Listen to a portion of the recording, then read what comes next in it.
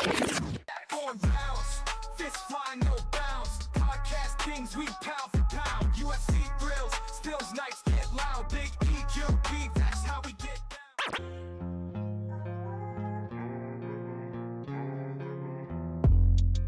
Yo, what's going on, everybody? Welcome back to another episode of the GRP. Back at it on a Thursday, and yeah, we are here for the preview of UFC 330 because we got that going on Saturday. So I'm pretty whoa, what happened here? Oh, okay. Pretty excited for this fight. The main event, mostly. The rest of the card, it's okay.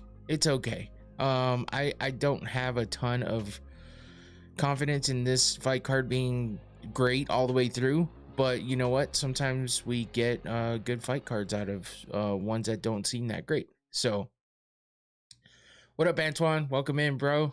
Appreciate you for jumping in. Looks like, oh, you're off tonight. Right on. Shit. Okay. Sounds good, man. Have I gotten a chance to watch the Braves at all? Dude, off and on, man. I haven't really sat down and paid attention, but yeah, I actually haven't. No, I will say no. I haven't kept up at all. I was keeping up for a little while in the beginning, and like a little bit mid-season, but once, yeah, work has just been kicking my ass, man. I think that's pretty much been the thing lately is just, yeah, work has been nuts. So, but other than that, I mean, you know, it's just been back and forth out of the vegans has placed their bets on the main event. Oh shit. I knew we were gonna get some Ian Garry stuff, of course, because we have Ian Garry versus Islam Makhachev happening in the main event this weekend. And yeah, I mean, listen, man, I just, you know, I think there's just a point in time when you just need to learn to shut up. And fucking Ian is just digging himself a hole, man. Here, I'll give him the old Sean Strickland. Hey, listen, you guys. Yeah, it's just, you know, it's one of those things, man. I don't know, like, it's not like the worst shit in the world that he's saying, but it gets on some people's nerves. Him being a little bit overly confident about things, and I don't know, man. He just rubs, you know, he's one of those guys that comes off wrong, and everything he does is just kind of cringe in certain ways. And you know, it is what it is. It is what it is. I will discuss his abilities in the cage, and that's where I'm a little bit torn between him and Islam, because you know, I've been saying this year seems like the year of, like, I wouldn't say big upsets, but big upsets, I guess, because people that, you know, like Ilya getting beat like he did, you know, just I'm drawing a blank at the moment. I'm sure we can come up with more. Poatan getting beat like he did, stuff like that. You know, it just kind of seems like every time we think it's gonna be a lock that a fight's gonna happen a certain way. Strickland and Hamzat, thank you, Antoine. That was actually the first one I thought of, and then it just fucking escaped my mind. So that's probably the biggest one, actually, because yeah, just the fact everyone thought for sure Hamzat was going to be the one that, you know, that won that fight.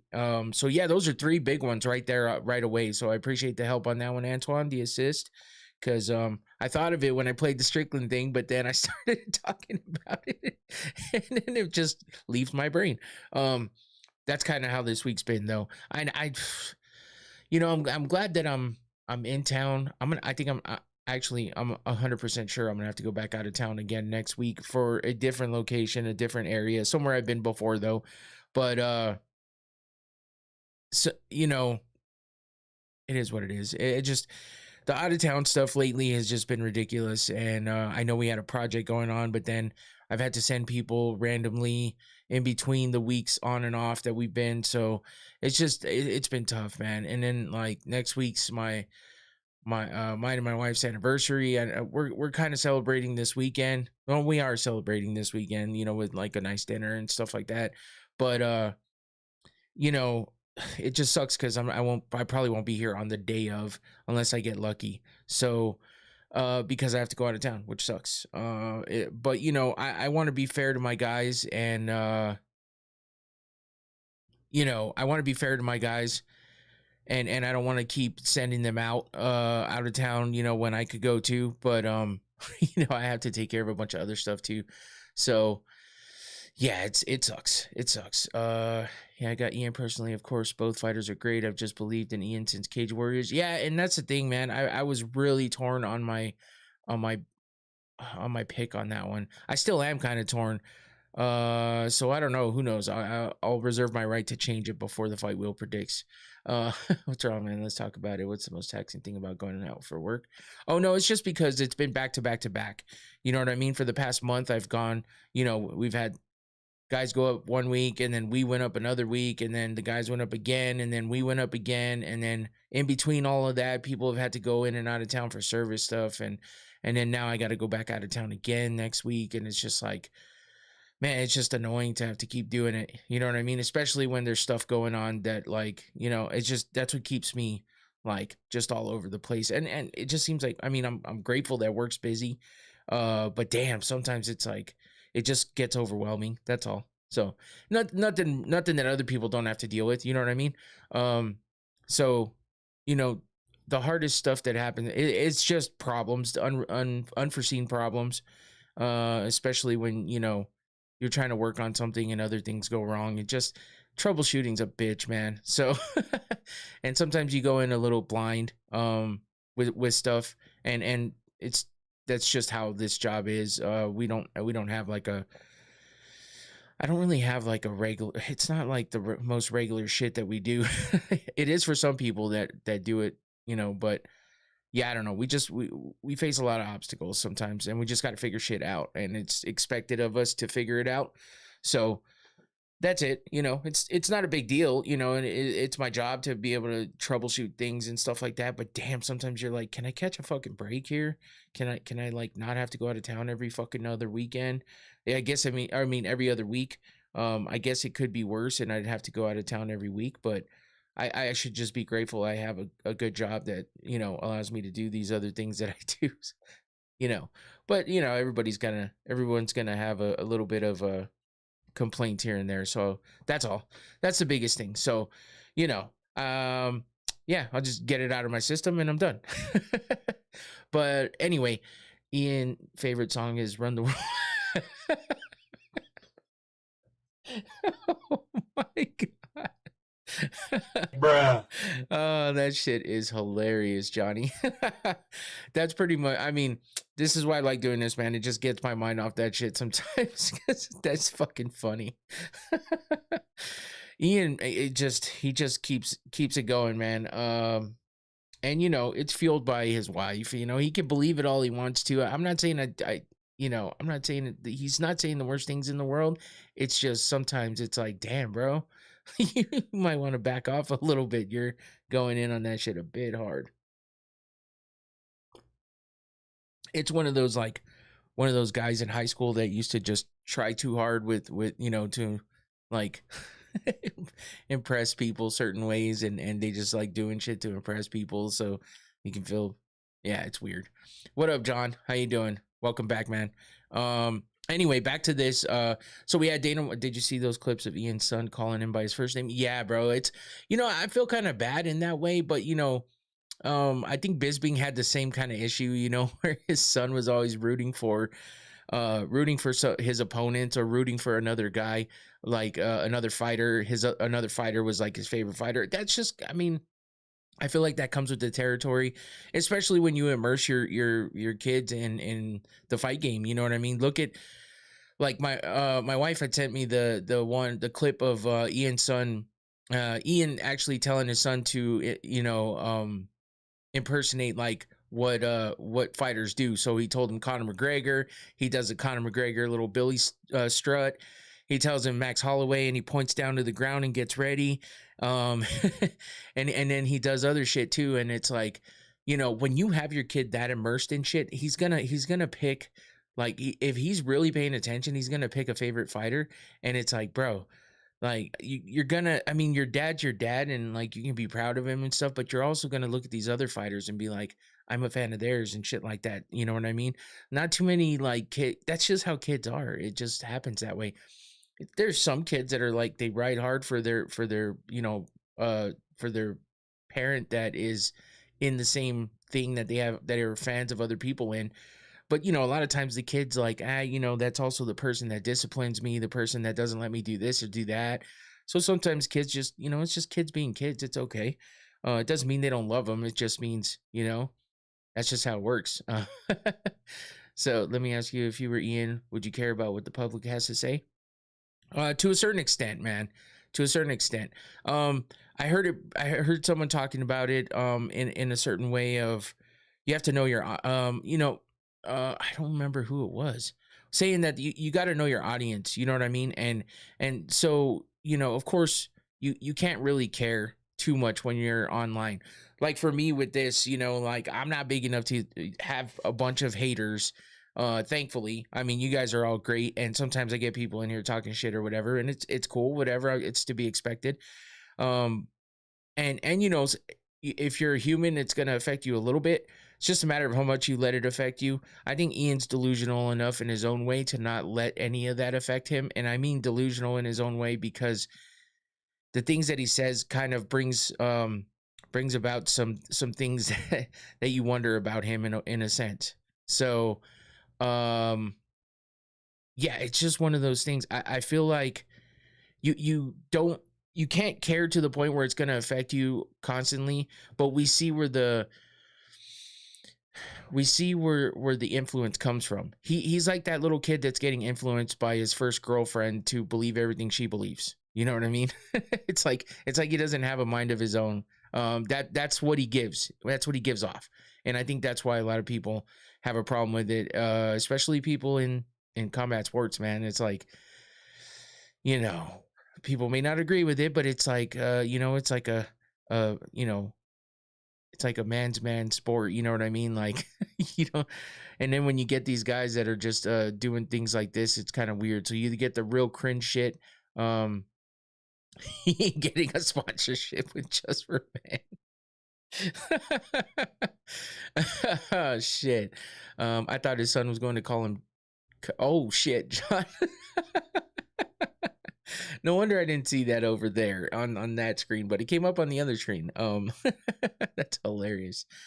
Yeah, man. But yeah, it's a weird situation. So I think when it comes down to it, like I saw something about Josh Hokett saying he would punt his son or some shit like that, and I'm just like, okay, like that's where, it's one thing to laugh about the fact that his son's not even calling him dad or anything like that, and that can kind of hit somebody in a, talk shit about his wife because it sounds like she's kind of a bitch and has done some things that allow for people, but she's also an adult. Like, don't talk shit about his kid. You know what I mean? Like, I would leave that one alone. His kid's young, and you commented on something that a clip of his, you know what I mean? It's like, and you said something that's funny, but when it comes to like Josh Hokett saying stuff like that, it's like, come on, bro, that's not something you should be doing. But it is what it is. Personally, I don't see why people care so much. I just think he's not relatable to most. No, I think that's what it is too, man. I don't really give a shit. I understand where people are coming from, and the hate that he's getting for it is something, because it just kind of seems like, I actually feel bad for him, because it just kind of seems like he does a lot of questionable, he says a lot of questionable shit and does a lot of questionable things. And even like, if you guys remember when I was showing you the pictures and clips and videos and stuff that I got from the expo, and when I showed you that he was walking with her, and of course there's like a group of people around him, like security, camera people, stuff like that. Just the way that she like conducts herself with him, it's almost like he's, you have something like a trophy wife that's just supposed to stand there and be pretty and shut the fuck up. You know what I mean? That's kind of what, like, she treats him as like her way of just spreading out there what she wants. And you can tell just by the way they act around each other. She's like pulling him along. He's got to do everything she wants to do. It just, you can kind of tell. And that, to me, it's like, cool if you want to live that way, fine. Some people might say that, it's just a good relationship or something like that, but you just kind of see some points where she's like real controlling. She's the older woman. um there's a lot of things to it, so I understand where people are coming from with it, but at the same time, it's like, who gives a shit? For me, he's a great fighter, and if he beats Makhachev this weekend, whew, that's a big feat, especially with the role that Makhachev's been on and stuff like that. So big facts. I agree with you about the influence with his wife. He's 28, she's like 41. Yeah, and if the roles were reversed and people saw that, look at Rose Namajunas and what the fuck is his name? Pat Barry. Look at Rose and Pat. People talk shit about that, and they say the most heinous shit about Pat Barry because they seem to think that Rose, was like, kind of, uh, from a young age, kind of influenced by him. So, and I know those are just rumors or whatever, and whatever, people can say that they can prove it or whatnot, but like that takes it to another level. So that's what I was about to say, was imagine if it was the opposite, the opposite way with the older man and the younger woman, stuff like that. Things get messy. Things get real messy. And with us, it's like, okay, the guy, we could just talk shit about him because he's a professional fighter, and if she's doing anything that's gonna truly hurt, all she's doing is hurting his image right now. And that's it. And that's gonna screw him up with his career and his mental state if it keeps up and it actually affects him. If when a younger girl is getting influenced by a male, worse things can kind of happen from that kind of shit, and that's why people take it a little more seriously.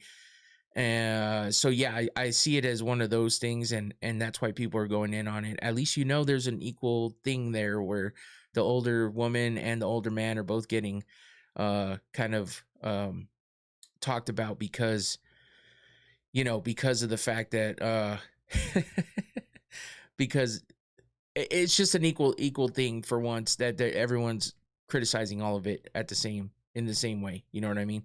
I think as a guy, you only pull an older chick by being a super smooth guy. In some aspects, yeah, you can't deny the fact that she's a great looking woman, but the things I've seen out of her, though, I don't know.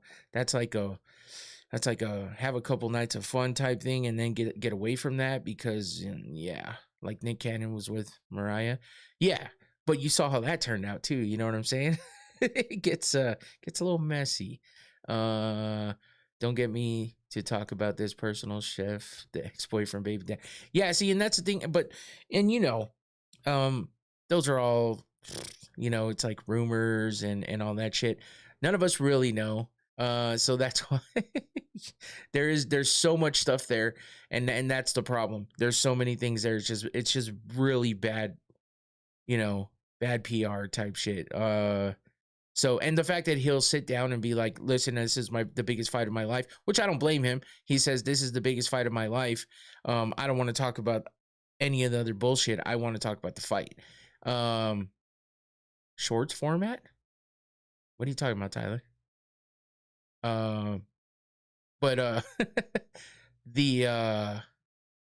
oh, did you find it on Shorts, Tyler? Because I do both. I do both. I've never actually seen what it looks like on Shorts, though. I'm watching this from the Shorts tab. Okay, that's cool that you found it. Yeah, I've been doing that for a while. I let it run on both. I've actually gotten some followers and stuff from people seeing it out there on the Shorts. I just don't think it gets out there as much as it does. I never noticed. Yeah, I forget I even do it, to be honest with you. Hey, what's up, Christian? How you doing, bro? So yeah, that's the thing.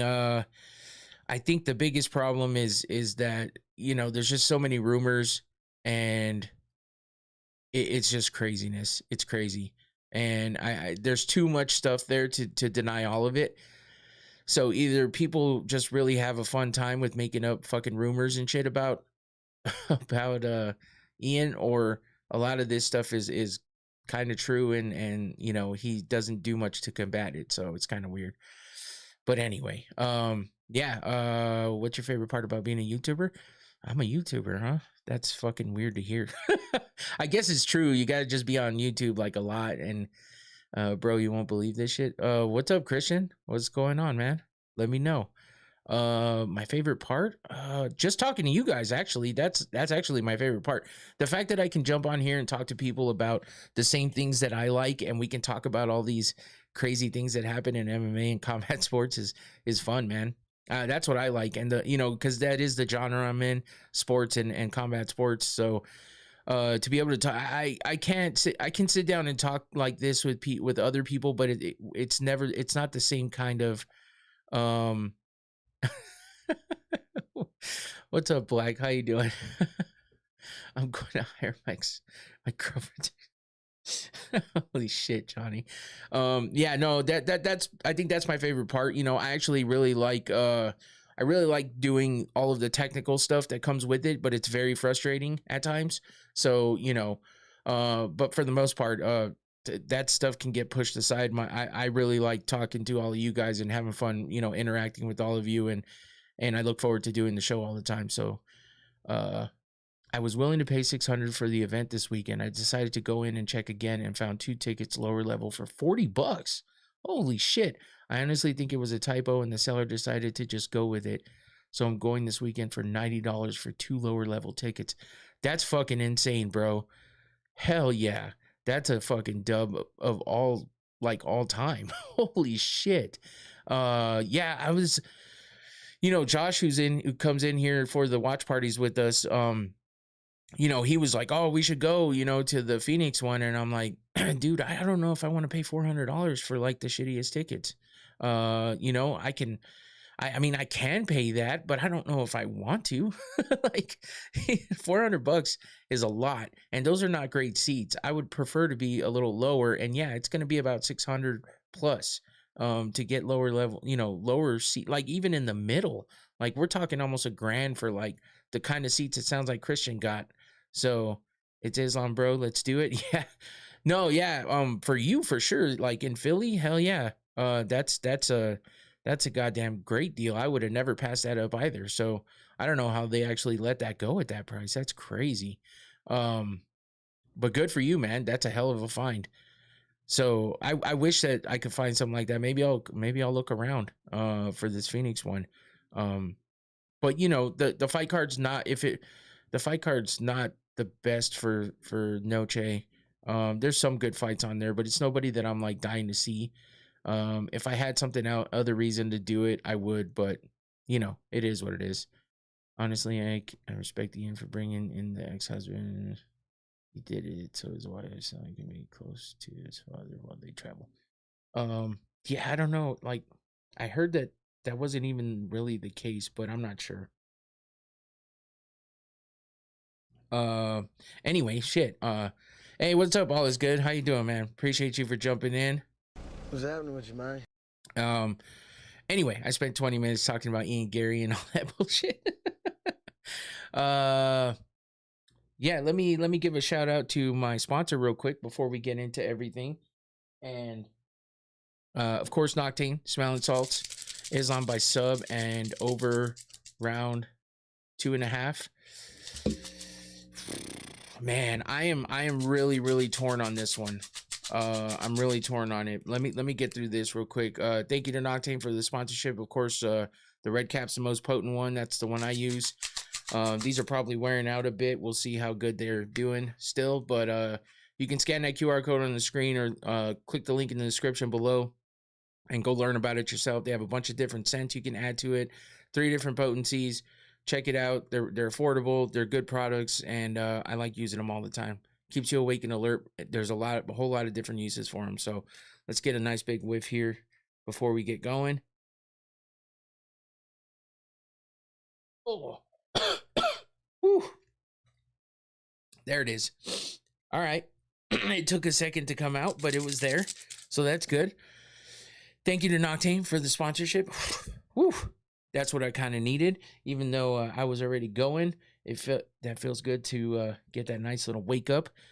Respect to Green for getting in the ring again. Oh yeah, he did it again, huh? I saw the other one just in time for this. Yeah, what's up, Xavier? How you doing, man? Thanks again, Noctane, for the smelling salts. Of course, for the smelling salts and for the sponsorship. I appreciate that. Yeah, Bobby Green. you know, he's a G, man. That's all there is to it. It doesn't back down. So he is awesome. All right, so let's get to it. Dana White's Contender Series came back, and we got week 1 out of the way. I forgot to talk about it on Sunday because I kind of forgot it was coming up. This month is just gone, is just flying by, so I kind of forgot about it. So let's talk about what happened in week 1, Dana White's Contender Series.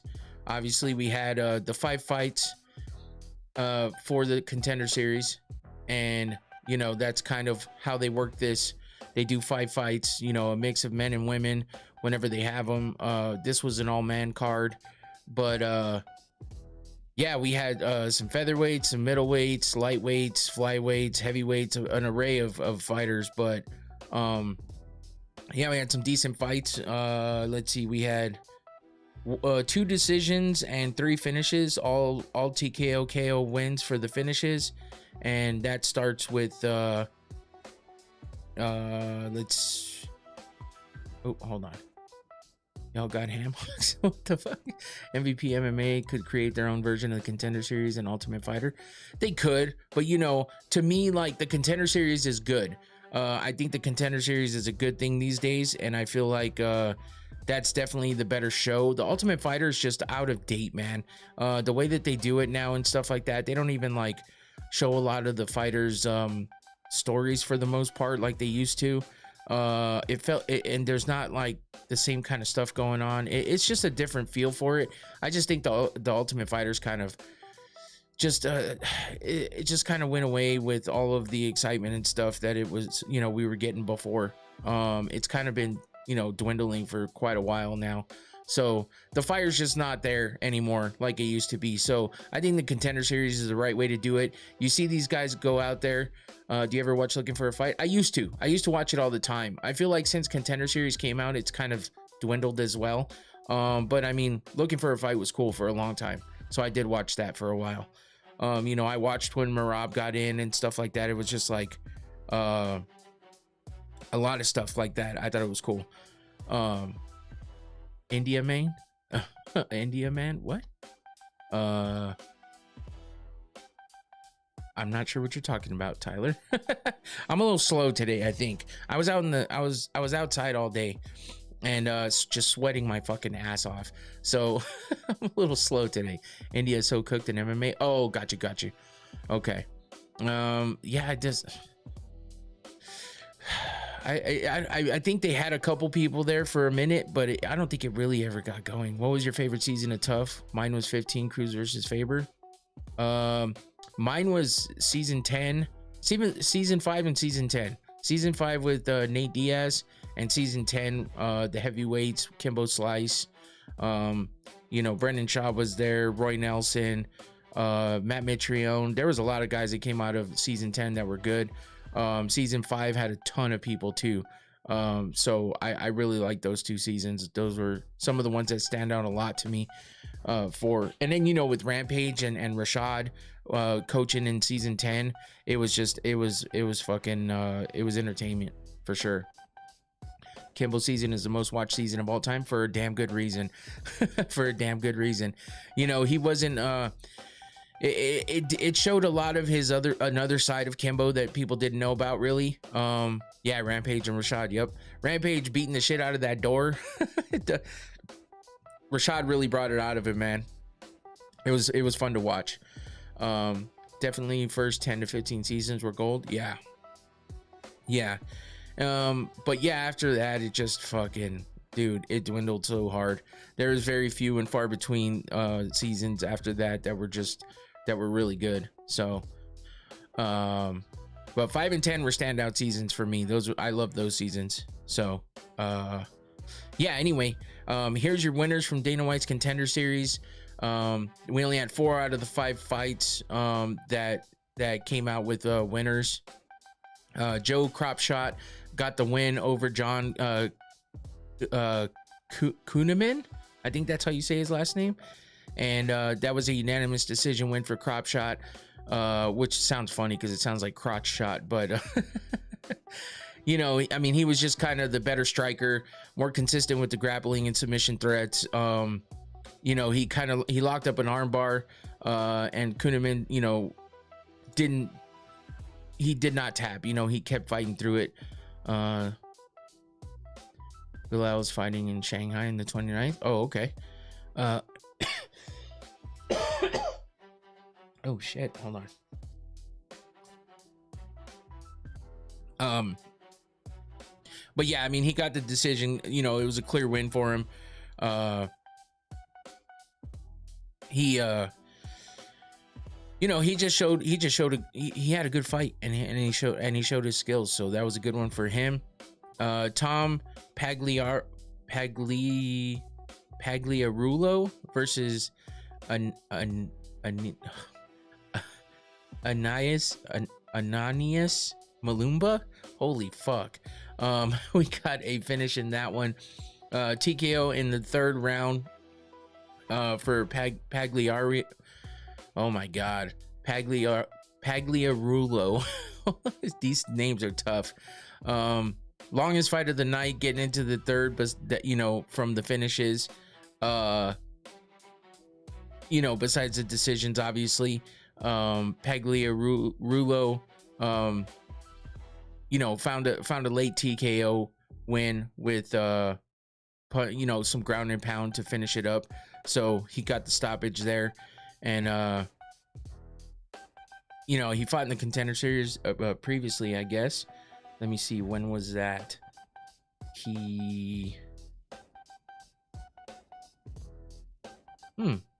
No, he didn't. I thought he did. No, maybe not. I might be thinking of somebody else. Anyway, you know, he put in some good work and got the late win. 4 minutes and 24 seconds into the third round, he gets a TKO and gets the contract for that one. Bilal Hassan versus Maridul Saikia. I think that's how you say that.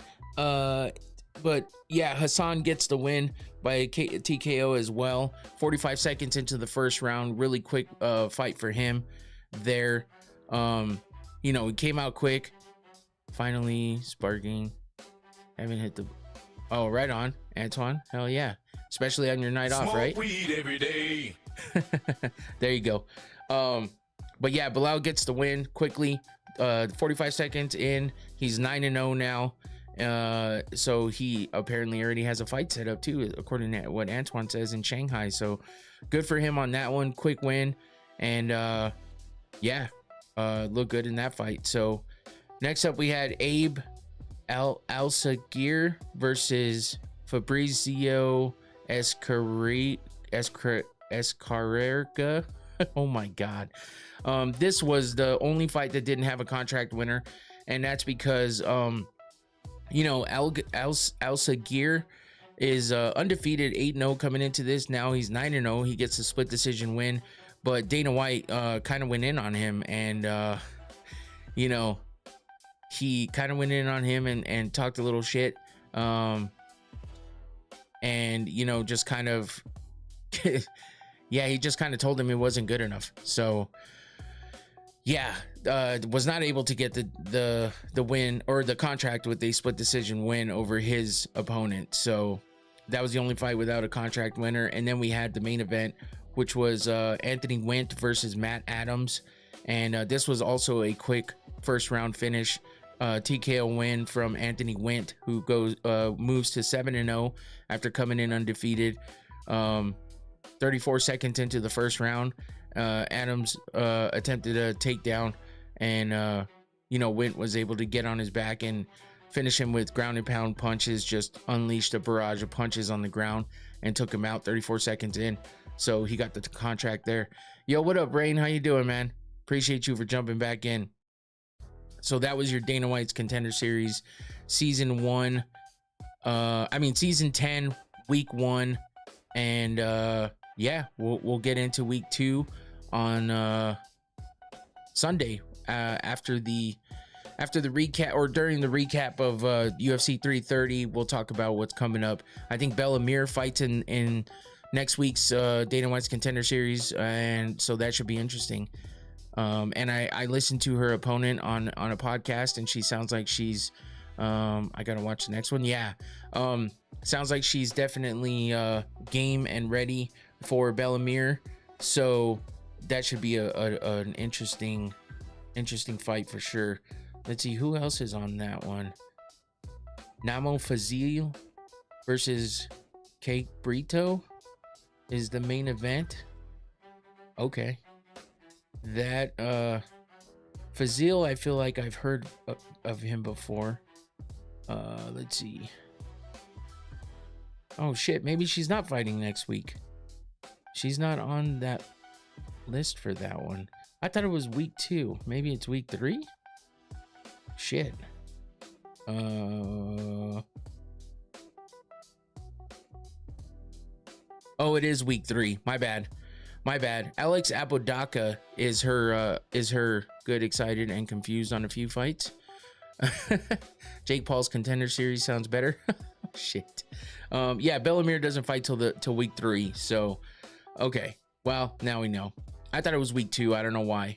I thought that's what I heard, but it's all good.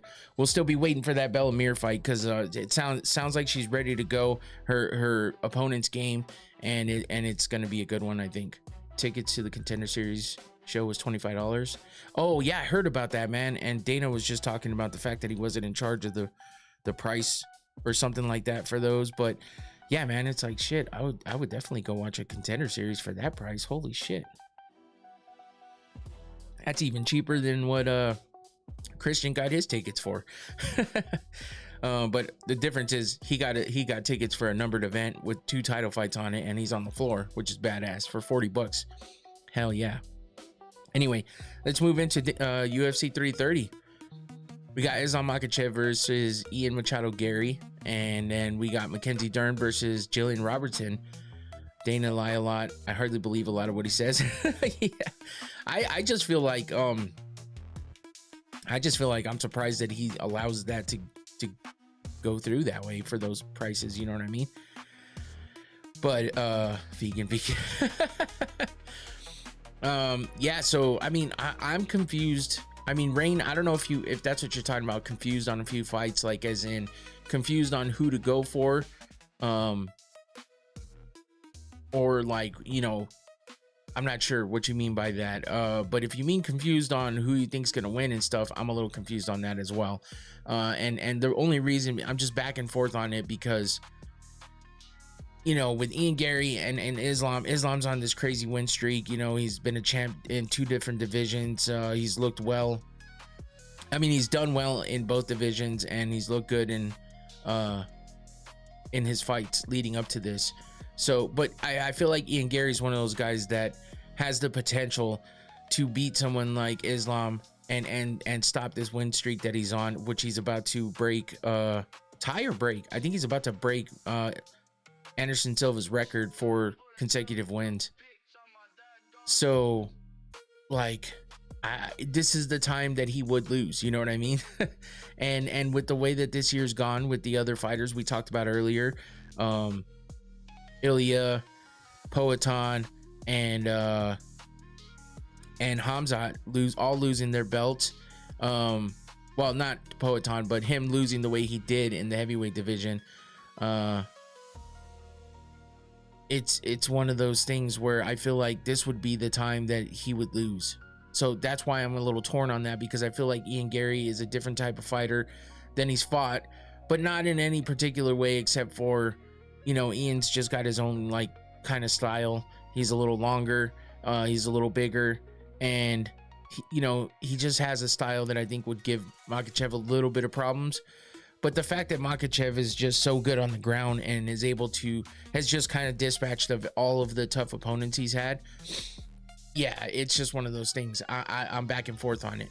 And it's a little bit of the same with Dern and Robertson, because I feel like Mackenzie Dern is a beast on the ground. She obviously has a great submission game and great jiu-jitsu, but we've seen her get tapped in the past. We've seen her get beat up on the feet. She always takes some damage on the feet. She's gotten a lot better with her striking, but the problem is that Jillian Robertson is she's a hard-hitting woman. That's for damn sure. I think Makhachev has this one. Yeah, I don't know. part of me is really leaning towards that way as well. But when it comes down to it, I never seen Ian ground game. Don't know how good he is. Yeah, I'll hear a lot of people talk shit about his wrestling and stuff like that. But I feel like, you know, what he did with who am I thinking of? Homeboy that's been injured forever and hasn't come back. God damn it, what is his name? I'll look it up real fast because it's gonna bug the shit out of me. Have you ever been to Philly? No, I haven't. Shavkat. Thank you, Johnny. Yes, Shavkat. How he did against Shavkat, I wasn't expecting that. Even though he lost, I still feel like he gave him a good fight, and I feel like Shavkat is one of those guys that has not a similar style, but along the lines of Makhachev as far as the way he handles, you know, the fight and stuff like that. So it's exciting though. Ian can come out strong and not let him get comfortable. Yeah, and you know, if he can stifle that wrestling and grappling and stuff of Makhachev, and also beat him on the feet, because Makhachev has everything. He has a little bit of everything, and he's good at all of it, and we've seen the best of it coming from him.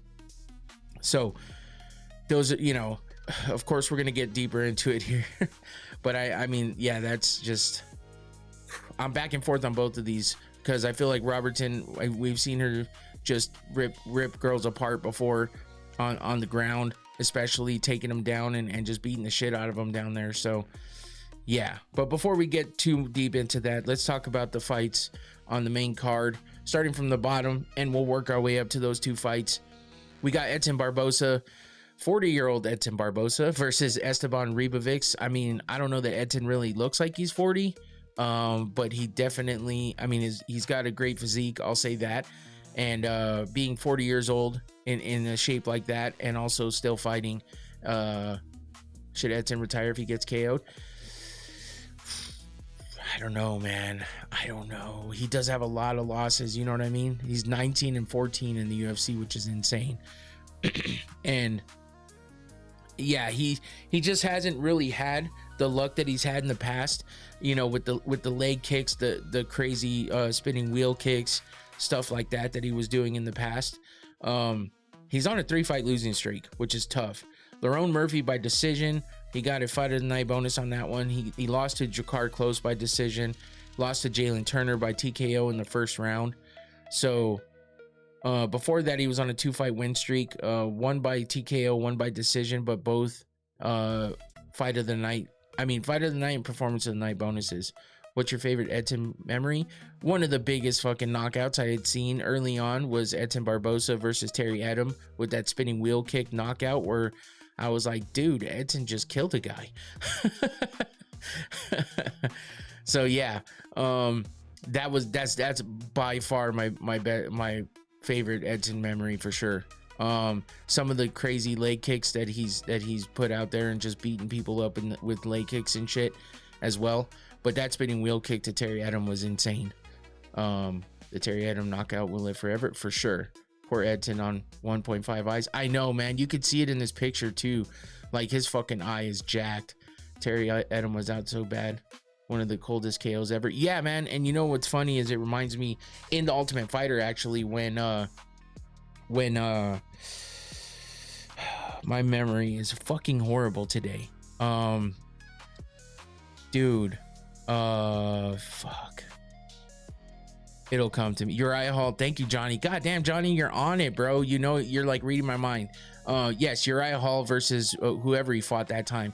That was a nasty one, and Uriah Hall was like emotional because he was like, dude, I really fucking hurt that guy. But yes, that Uriah Hall spinning wheel kick was just shades of that Edson Barboza Terry Adam one, and it was insane, man. So and then he was scared to do that again. I know, and I think that fucked him up. So that's actually a good call there, Tyler. I really think that messed him up. Uriah Hall versus Mr. Nobody. Yeah, I used to remember his name all the time, but it's been so long since I've even talked about that fight. But yeah, if Uriah Hall would have kept being that Uriah Hall, holy shit, it would have been insane. He would have had a great career. I mean, he had a decent one, but you know, it wasn't that great. But anyway, 13-5 by KO TKO for Edson, 2-2 by sub, and 9-7 by decision. He's on that 3-fight losing streak, like I said. And then we got Esteban Ribovics, 10 years younger at 30. had some really good fights in the past. He's coming off a loss as well to Mateusz Gamrot. He's 15-3 overall, 4-3 in the UFC, so not the best record still there, but still a winning one, I guess. 7-0 by KO TKO, never been finished on the feet. 5-1 by sub, 3-2 by decision. He's been on a win-loss streak for a little bit. He had 3 fights in a row where he had fight of the night bonuses, and Daniel Zellhuber, Nasrat Haqparast, and Elvis Brenner. And then his last fight was the first one in a minute that he didn't have a he's buried in the front line of the apex.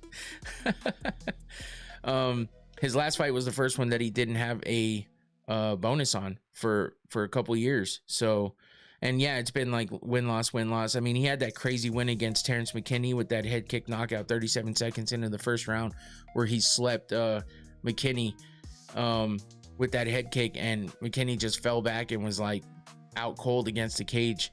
So that was nuts. And yeah, we've seen him do some shit, but how is he going to handle Edson Barboza? Will Edson come out like, we've seen him in the past? That's what, yeah.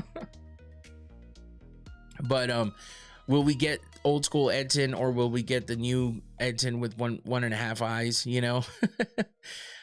looking older and in the fight or not, whatnot. But he's a vet, he's a veteran for sure. And he's definitely got, the crazy kicks. If he can utilize them, he's got a good reach advantage. And his low kicks and body kicks are killer. So if he can utilize those, I think he's gonna have, give Ribovics a hard time. But I think Ribovics versus Zellhuber got fight of the year. Yeah. You think Gegard Mousasi could have won the middleweight title? I don't know, man. Gegard was one of those guys that just, sometimes he was just off. You know what I mean? And he was a killer for a minute, but it seemed like he crumbled when it came to the fights that really, really mattered. So he had issues with that part a little bit, and I think that was a problem for him. So I think he had an opportunity to do it, but he squandered it a little bit. So yeah, it's just one of those what could have been, Mr. Mousasi. Well, anyway, Ribovics, he's got volume, good volume and pressure. He lands a lot of significant strikes, but he also, he'll take 2 to give 1, which is a dangerous game to play when you have somebody like Barboza with those kicks. I'm sure he's going to push the pace on Barboza and bait him into, a brawl of sorts. But we've seen Ribovics again with some big knockouts of his own. And, he also has decent takedown defense, and, he can get some takedowns of his own. So the thing is top picture is offensive too.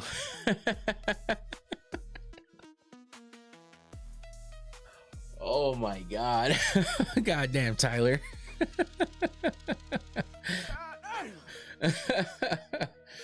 Oh, I don't even know how to. I was just gonna laugh at that one. Holy shit. So yeah, Barboza coming in on a 3-fight losing streak. It's tough, man, but he's gonna be hungry to get a win. Or is he? You know what I mean? Is he stuck in a rut? I don't know. That's the biggest problem. And of course, Ribovics is gonna be hungry to get a win as well. If he continues on the streak he's been on, he's due for a win. Barboza, his last fight was against Jalen Turner in December of last year, so this is his first fight this year, and we'll see how he comes out, because we haven't seen him since December. So Ribovics has the youth, the pace, and the activity, as far as an edge over Barboza. But Barboza has, experience, veteran status, and, kind of a more established, like, fight schedule, or what am I trying to say? Strength of schedule, the guys that he's fought throughout his entire career, stuff like that. But, he's gonna have to catch Ribovics, which is not a, you know, is not a, it's a strong possibility he does, considering Ribovics gets hit as much as he does. So he's really gonna have to stop him that way. Otherwise, Ribovics is gonna eat those shots and come back at him, you know, with more and bigger shots. So if he doesn't stop him early or take advantage, you know, slow him down with those kicks, it's gonna be tough. It's gonna be tough. Unkstat, 9 years younger or more than opponent last week. 3-0, 3 Unk fights this week. Oh shit. Okay, that's an interesting one. We'll move on to Mansour Abdul Malik versus Dustin Stoltzfus, second fight of the night on the main card. Abdul Malik 9-1 overall, 3-1 in the UFC, 7-1 by KO TKO, 2-0 by sub, and 0-0 by decision. He's coming off a loss, his first loss in the UFC, and his first loss in his career, actually. And then we got Dustin Stoltzfus, 3-7 in the UFC, fucking tough.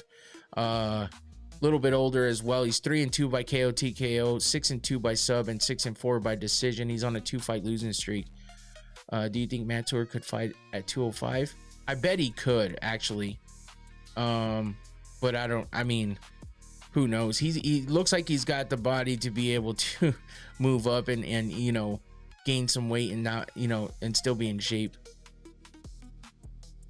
Have you ever heard of the name Mansour, by the way? No, I haven't, actually. He's the first one. Ribovics, Orobai, D. Johnson, all 9 years or younger. Oh, okay. Got you. Stoltzfus got robbed against someone, but I forgot who. Let's take a look. Who was his? He had the well, Kelvin Gastelum by decision, maybe that one, and then Nursultan Ribovic. Ruzi Boyev by decision were his last two. They were both unanimous decisions, but it might have been the Gastelum fight, maybe. I don't remember specifically. His last win was against Marc-Andre Barrios back in November of 2024, where he got a performance of the night bonus. He hasn't fought this year yet, so this will be his first fight of the year. He's had a lot of losses, man. A lot of losses. So it's tough, but against Mansour, who is a little younger.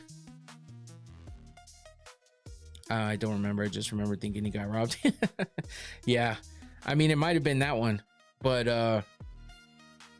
yeah, as far as this goes, I mean, I think Abdul Malik's power and athleticism is really going to take him far in this one. He's got 7 KO TKO wins and 2 submissions, 7 first round finishes, so that's impressive. And as we look at Stoltzfus, he's lost by decisions mostly, but his last loss besides those 2 decisions was he had a few TKO losses, a few sub losses in a row, so he's kind of lost every which way possible. So it's not out of the realm of possibility for Abdul Malik to use his power and athleticism to get the finish here. It's, you know, Stoltzfus is a plus 410 underdog according to Tabology, while Abdul Malik is a minus 550, which is crazy. Yeah. I think Abdul Malik, you know, he's got some wrestling as well in his background. But, you know, he's going to use that power for sure against Stoltzfus, who's, you know, he can get caught.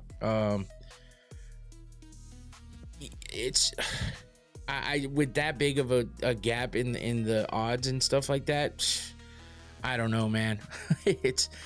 Stoltzfus has a lot of experience and some decent grappling, but and he's got some, you know, submissions and stuff like that, but he doesn't have the type of power and athleticism that Abdul Malik does. So yeah, it's gonna be a bad one for Stoltzfus, possibly, according to the numbers and just the records and everything else. It's gonna be bad, bro. It's gonna be bad.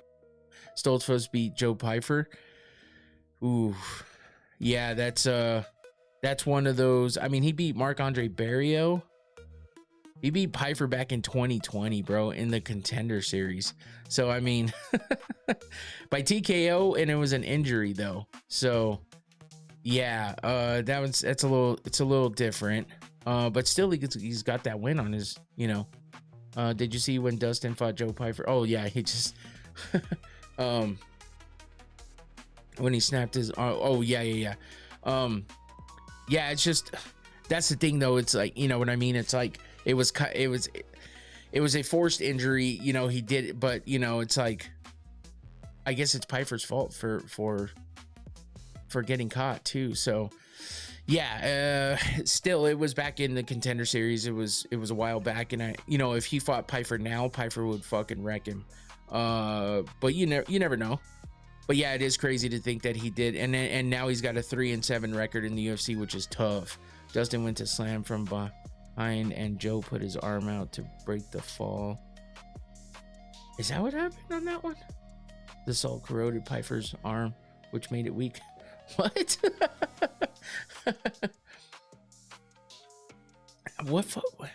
Am I thinking of the wrong fight? So he pulled a fucking Pantoja, huh? God damn. How do you guys remember this shit? That was in 2020. I'm like, what the fuck? I don't remember that one, but I'm also focused on these fights because I've had these in my head for a minute. So well, shit. All right. Either way, see, that's what I mean. It's a little bit different when it comes to the been here since 2005. What was I saying? Yeah. So, you know, it's a different kind of win, I guess you could say, because like, yeah, Pyfer, you know what I mean? He's one of those guys that a lot of things can happen when it comes to fighting him. So but for Stoltzfus to have a 3-7 record now is just fucking tough. So Pyfer doesn't have blood. He has extremely salty water. Oh man. Holy shit. All right. Anyway, moving on, we got Jalen Turner versus Cowie. I think that's how you say his name. Cowie Fernandez. Jalen Turner, like automatically I was thinking Jalen Turner on this fight, but I don't know, man. Fernandez, Turner's one of those guys. He's Quay. Is that how you say it? Did you see the Corey Hill incident live? I did. I did watch that fight. Yeah, that was tough. It's just that one you don't forget because it was so gruesome. Oh, got you. I don't know that I was really watching the Contender Series when that happened. I remember hearing about it, so that might be why I don't remember it specifically, because I didn't actually watch the Pyfer one when it happened. So I think that might be why I don't remember it. Like I remember the Corey Hill one 100% because I watched that shit when it happened, and I was like, holy fuck, because I had never seen anything like that up to that point. You know what I mean? Anyway.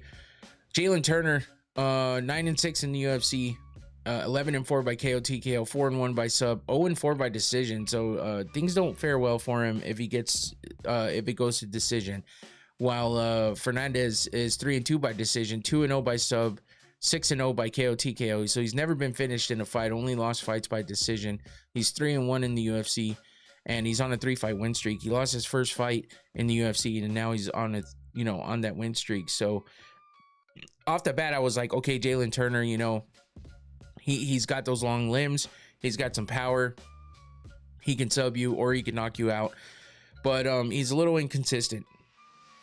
And I think that that's part of what makes it difficult to rely on him as an easy, you know, as a guaranteed win, or to feel good about saying he's gonna win. Fernandez just beat that guy from Cage Warriors, right?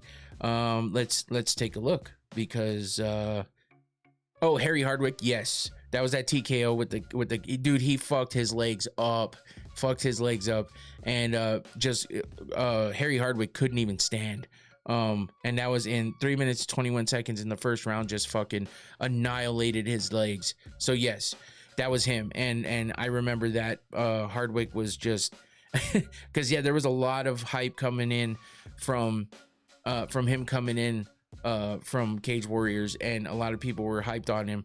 And yeah, he just got annihilated with the legs, and then he got his fucking jaw broken after that, which is tough. But Fernandez got the performance of the night bonus on that one. That was in September of last year. He also beat Guram Kutateladze by unanimous decision, and then he beat Mohamed Yahya by TKO in the first round as well by strikes. So his only loss was to Mark Diakese by split decision in his first fight.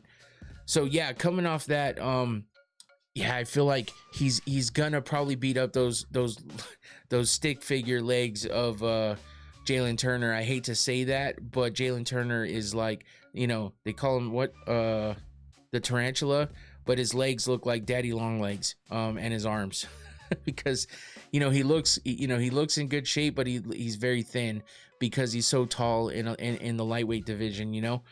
He beat Edson Barboza coincidentally. Have you ever been to, dude, I've been to a ton of concerts actually, surprisingly. But yeah, I've been to a ton. He beat Edson Barboza by TKO in his last fight, in the first round. Before that, he was on a 2-fight losing streak to Ignacio Bahamondes by sub, and then Renato Moicano by TKO. He beat King Green by TKO, where he got a performance of the night bonus there. Remember, he retired there for a little bit too. I don't think it was very long though. I think it was like less than a year, and then he came back. So yeah, he's gonna be fighting Kawhi Fernandez, and yeah, I feel like I said at first, I was thinking that did I change these pictures? I did. I just didn't change the name. So yeah, at first I was thinking right away that it was gonna be a win for Jalen Turner. But forgetting who Fernandez was and what he's done, you know, especially against Harry Hardwick and stuff, I think he's going to beat those legs up of Jalen Turner, and it's going to be tough for Turner to overcome that because those legs are so lanky and so thin. I don't know if he's going to be able to take that kind of punishment. But you know, Turner's a lot bigger than Fernandez. He's got a longer reach. He's taller, and you know, he's got some good finishing power.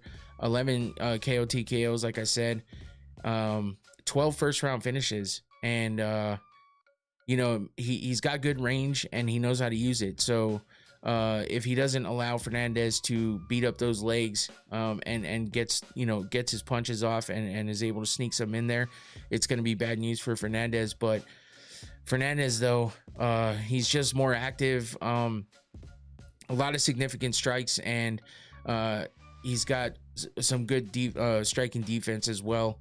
And he's on a 3-fight win streak. So Jalen drank a lot of milk for his fight. He got strong bones. Oh shit. Yeah,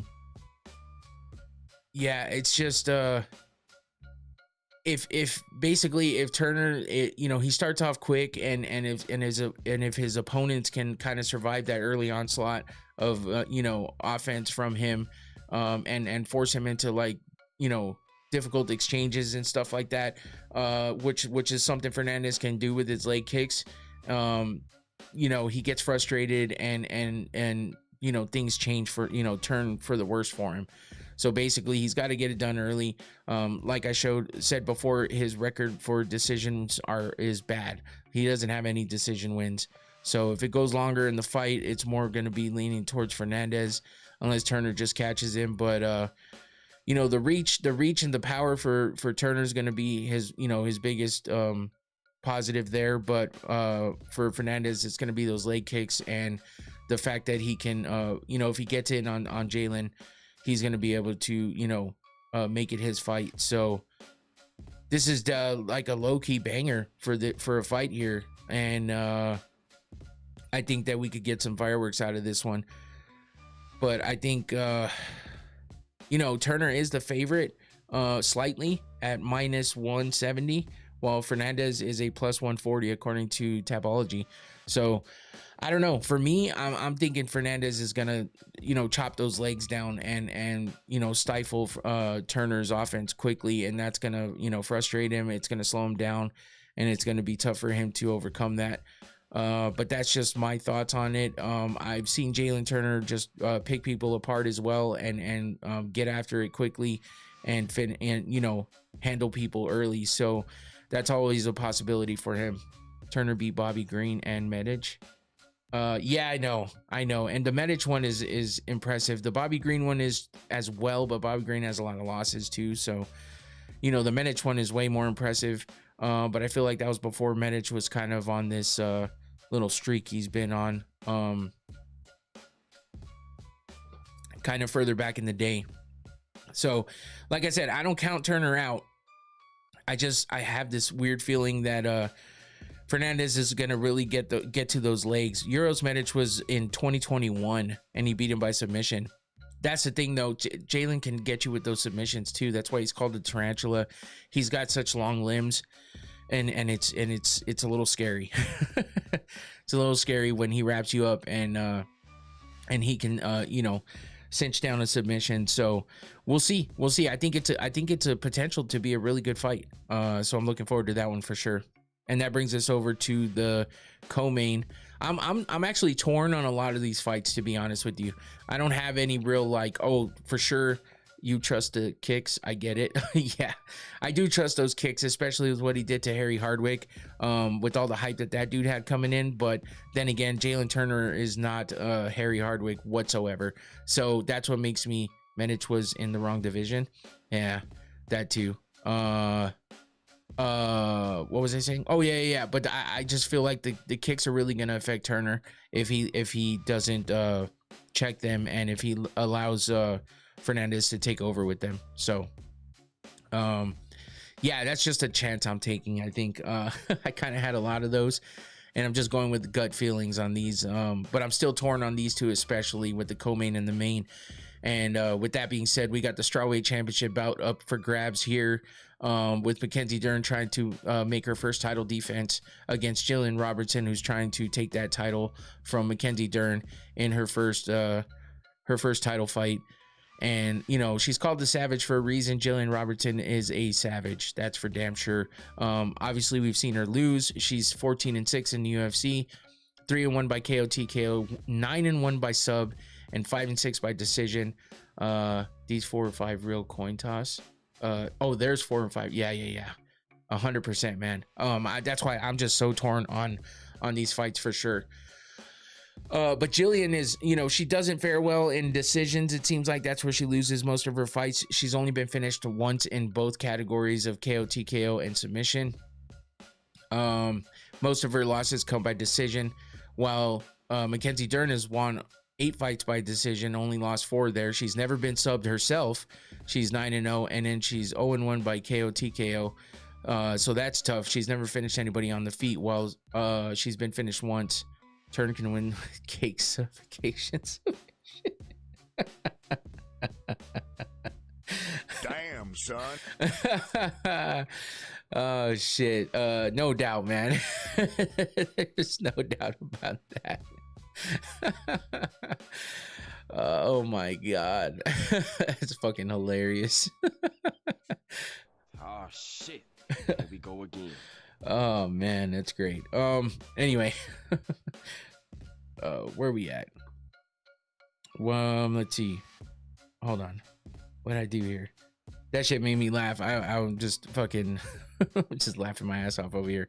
Anyway, so Mackenzie Dern, yeah, with that, the KO TKO column is what really gets me there, because yeah, with her not really having won any by TKO or KO, and she's only lost once there though. You know what I'm saying? Her losses have really come by decision. She's never been subbed.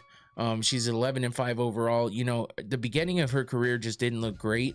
She was having the weight problems and stuff like that. But then, she had her kid, and she really locked in, and she turned things around. So, Virna Jandiroba fighting for that title, the vacant title in her last fight, like, that was a tough one. I was really, really worried that she wasn't going to be able to get that one done. And especially because she had beaten her before by decision, But Virna was a kind of a different fighter by the time they fought again, because that was back in 2020. So since then, they both are different type of fighters, and Mackenzie's just locked in, and she was able to get the unanimous decision win to beat Virna for the title and become a champion. And while I don't know that she could beat Wei Li if Wei Li came back to get her title back, I know that beating Virna was something that I wasn't sure she was going to be able to do. But I feel like Jillian Robertson is a bit of a different fighter. She's definitely more aggressive, definitely lives up to her name of Savage. How you think either does against Tatiana Suarez? The problem with Dern is that she's not great with takedown defense. And she's not like, she'll almost just get taken down so she can get to the ground and work her submissions. She doesn't really have a problem with it. I just don't think she's great with the takedown defense. So I think Tatiana would take her down a bunch. And if Dern just wasn't able to ever find a submission in there, which Tatiana's, she's a bigger, imposing fighter than Dern. But I think Dern is savvy enough on the ground in order to where she would be able to probably bait Tatiana into a sub. But I think that the control on the ground that Tatiana has after she gets you down is it's tough. And I think that that's what makes it a boring fight a lot of times, is that she just won't allow anybody to get up, but she doesn't advance position either. So it might be tough for Dern to find a submission down there, but I think that Tatiana would tear her apart with those takedowns. And if Dern can't find a way to get a sub, she would just get controlled on the ground. So I think it'd be a scary fight for Dern in that aspect. With Jillian, it might be a little bit of the same, except Robertson is very active on the ground, and she's always looking for ground and pound or a submission. She's got nine submission wins, which is more than Dern has, even, who's a submission artist, and a high level grappler and jiu-jitsu player. So but Jillian has 9 wins, but she also looks for that ground and pound win as well. So I think Jillian might have a better chance at getting the better of Suarez, except because she has a mix of both that she can do. But Suarez still feels a little bigger than Jillian, and maybe a little more powerful. So I think it would be an interesting fight between any of them, to be honest with you, taking Suarez on. So, but that's just my opinion. As far as this fight goes, a lot of those things come into play here, because Robertson does take people down a lot. She has great chain wrestling. She's got great submissions as well. She's got a UFC record number of submission victories. She's got great takedowns, like I said, and her controlling position is good too. Constantly hunting for a finish, whether it's ground and pound or submissions, like I said. And Dern is looking for submissions a lot when she's on the ground. She's got great grappling, but like I said, not great takedown defense, because she relies on the fact that she can fight off her back. But when you got somebody like Robertson who's going to be ground and pounding you as well as hunting for that submission, it might be tough for Dern. And that's what kind of makes me very weary about picking Dern in this fight. But Dern's also been on a trajectory. She's on a 3-fight win streak, while I know Robertson's on a 5-fight win streak. But Dern has had some tough fights in there, and has really, gotten better since those days of having issues and stuff. She beat Amanda Ribas before Virna. She beat Lupi Godinez. Before that, she was on a 2-fight losing streak where she lost to Amanda Lemos by decision, but it was a fight of the night. She lost to Jessica Andrade by strikes, which was a TKO. And that's right there is one of the reasons why Lemos both fought. Jillian won, Dern lost. Yeah, that's what I was gonna get to, because I just talked about Dern losing. But that was the Robertson's last fight was Lemos by decision, and Lemos beat Dern back in when was it? 2024. So, but and Dern gave her a decent fight. It was a fight of the night. So But yeah, I mean, MMA math, exactly. It's tough to go off of that. Every time I lean on that, it doesn't really work out. But that's all the way around. Robertson on a fight win streak, makes it tough on the feet, on the ground. They both like fighting on the ground though, so we're gonna probably see a lot of mat work on this one. But we'll just see if the Savage can take over Dern and really just run the mats on her. But I don't know. I mean, I feel like Dern maybe seems like a bigger opponent as far as stature wise. She's a little thicker in good ways, but I not just in that, just in body types as well. So obviously Dern has a jiu-jitsu advantage, even though Robertson has like the most submission wins and stuff like that. It's a little different for Dern. And I think that Jillian Robertson's like ground and pound aggression is going to come out, and that's what's going to make it difficult for Dern. She's only been finished once though on the feet by TKO. So yeah, it's going to be an interesting matchup. I think it's just going to be, what up Tyler Betts? Welcome back, man. I just think it's going to be a crazy submission game. Probably, and I feel like if they stay on the feet, Robertson probably has the advantage there. Dern decision or sub. Yeah, Dern looks like she lift way more weights than Jillian. Yeah, that's what I was meaning by her being a bit bigger and thicker in more than one ways. Yeah, Jillian is but she's you see the power in her and her aggression, man. It makes a difference. So I don't know if Dern will be able to deal with that, but we've seen her get into big fights against Lemos in that picture and stuff like that. You think Mackenzie could become a superstar? She has potential for sure, especially because she's a great looking woman. Obviously, you think about people like Paige Van Zandt and stuff like that, who didn't even have that great of a career and weren't even champions ever, and then you got somebody like Dern who is as good looking, if not more good looking than Paige Van Zandt, and Paige had all the star power. I think a lot of Jillian arms and traps are huge. You see, yeah, I think they're huge because she's so small, kind of.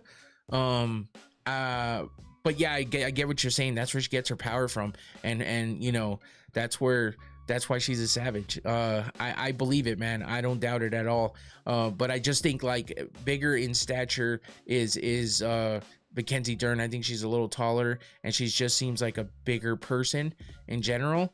Granted the weight problems in the past and stuff like that. So Jillian doesn't seem like she has that much, but Jillian can be a superstar with the red hair. Yeah, I think she's got a very unique style. And she's entertaining and interesting in interviews and stuff like that too. But yeah, I think Dern has a whole package deal that most people can become a superstar from. But she's got to continue on winning in the UFC and keep up defending her title. That might make it a little easier. So I don't know. I mean, they both have the potential, but how do you think Suarez versus Klein goes? I'm drawing a blank. Klein. Why am I drawing a blank? I don't know. I don't know. I'm drawing a blank on Klein. Klein? Give me first name. Fatima Klein. Okay. Oh my God, bro. I am so off today when it comes to recall of shit. Suarez versus Klein. I'd have to think about that one a little bit, man. For some reason, Klein just doesn't stick out to me that much. So yeah, I'd have to think about that one a little bit. I'm not sure. I think Suarez she's just had some issue, her issues lately. I don't know, man. She doesn't seem to have the momentum she used to have. Klein would outstrike Suarez, but Suarez would dominate on the ground. Yeah, I mean, that's the thing with Suarez. She can counter all of that, the striking and stuff, if she just gets you down, because she just holds people down and stays in a dominant position. Even if she doesn't advance, she'll get in the position that's the powerful position for her, and she'll hold you there. So that's what makes it tough to fight her. But if Klein can catch her on the feet, shit, I mean, that could be the only way. But yeah, I don't know. That one's a kind of a toss-up for me. I'm not sure. I always lean on Suarez just dominating on the ground, and a lot of times if she can just get you down there, she's gonna hold you down there. If she does that all 3 rounds, gets you down once and you can't get back up, it's over. Zhang was the only one stronger than Tatiana. Yeah, and Tatiana seemed super off that night too, but also just seemed like her first instinct of things to do didn't really work, so it just kind of frustrated her. She doesn't have a backup plan. She just didn't have the backup plan. She didn't have the skills to have the backup plan that worked, so that really killed her. Patchy Mix Night. Yeah, Patchy, he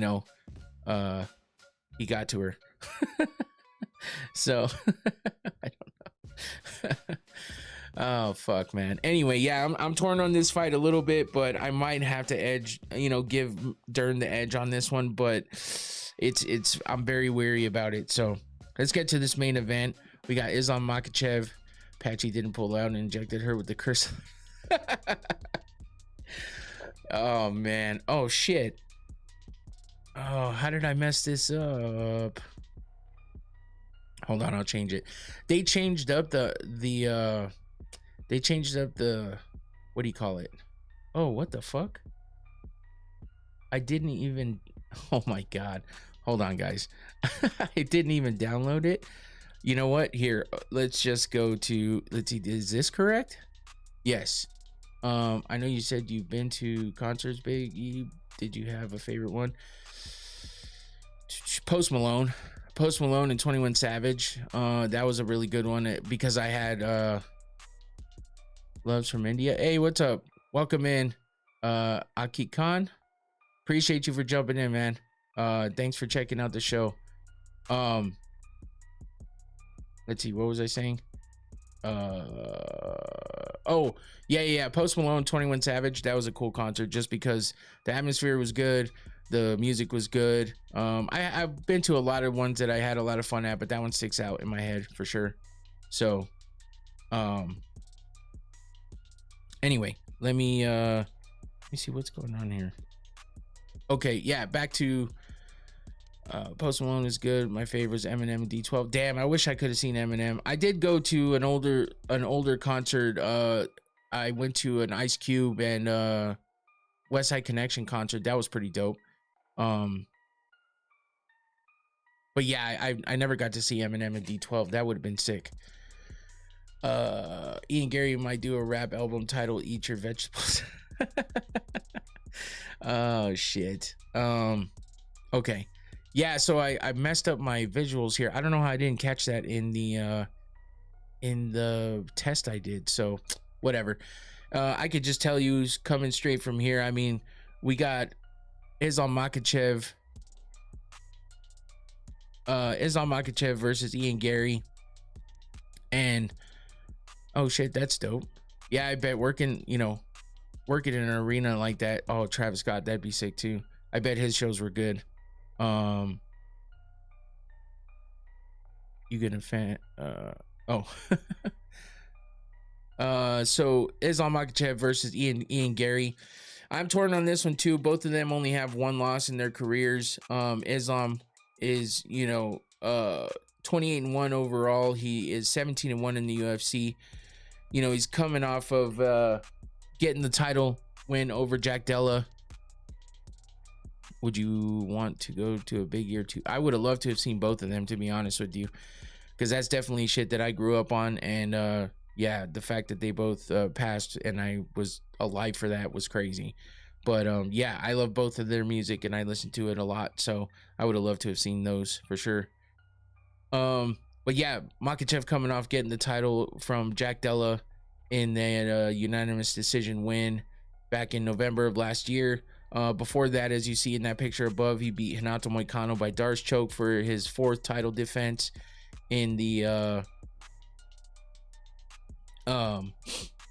lightweight division. And now he's up in welterweight, where he's the champion there as well. So he beat Dustin Poirier, and then he beat Volkanovski twice, as we know.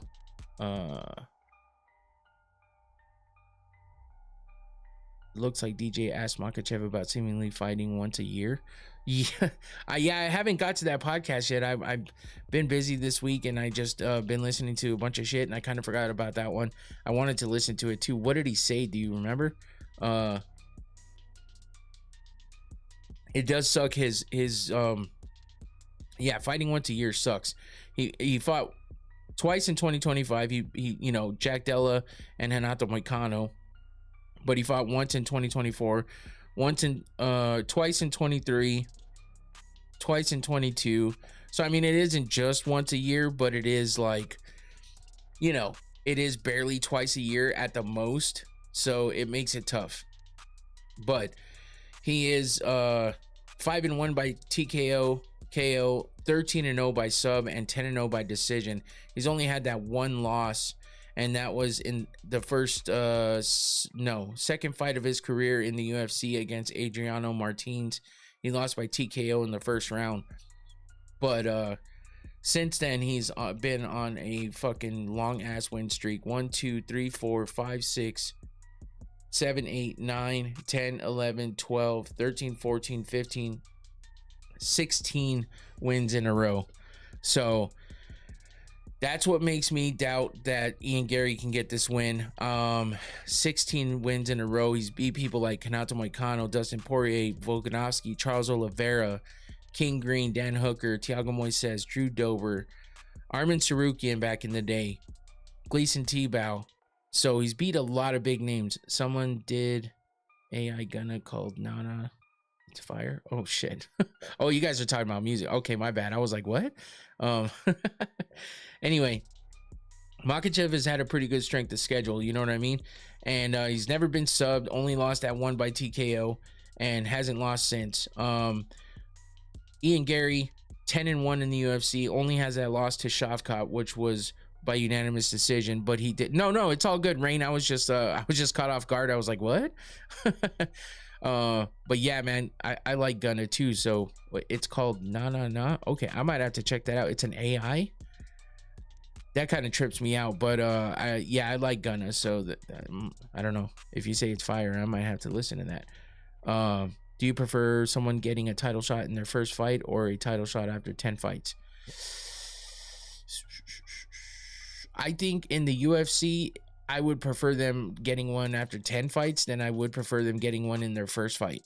I know that sounds weird. But even if you come in, unless you came in from a reputable, high level organization, which there's not any really outside of the UFC that are at the caliber of the UFC, then I don't know, coming in, get like Pantoja beat Kaya Sakura. Kaya Sakura comes in from Ryzen, gets beat. Yeah, it's tough, man. I feel like it's better to get a few fights. I don't know that I'd go as far as 10 fights. Got the title in a second. Yeah, but Anderson Silva was a different kind of animal. You know what I mean? But I would say at least 5 fights, like 4 or 5 fights at least. Maybe not the first one. So 10 fights might be a bit much, but I think coming in and fighting about 3 or 4 or 5 times and then getting a title shot, sure. As long as you're that good and your fights are impressive, you know what I mean? And you're winning in good way, in impressive fashion, and you're beating some decent opponents. If you come in with a lot of hype, that doesn't mean that you should just get a title shot right off the bat. A lot of times it doesn't really work out for you. So we've seen it in the past.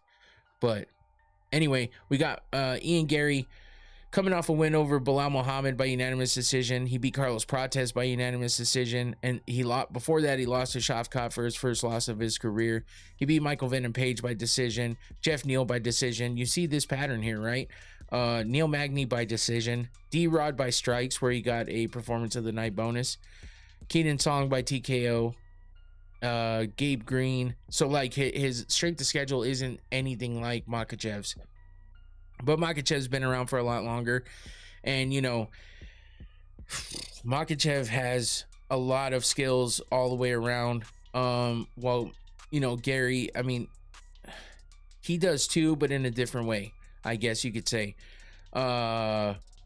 Gary's only lost by decision, and Makhachev's only loss has been by TKO. He's got most of his wins by submission and decision, while he's only got 5 by TKO. So, you know, just like most, you know, he's good all the way around, but so is Garry. He's only got 1 submission win though, so that, like, that's really going to be the less likely way for him to win. Most of his wins, as I was saying, are by decision. He's got the 7 TKO wins as well, and he's only lost by decision that one time. I also think Ian has super high fight IQ. Yeah, I think he does too, but what about, I mean, Islam, high IQ or not, he gets the positions he wants. And whether he softens you up with some strikes and gets you into a position where he could take you down and submit you or control you on the ground, I mean, I would call that good IQ as well. The Protez win is so crazy given the short notice. Bad looking finish though.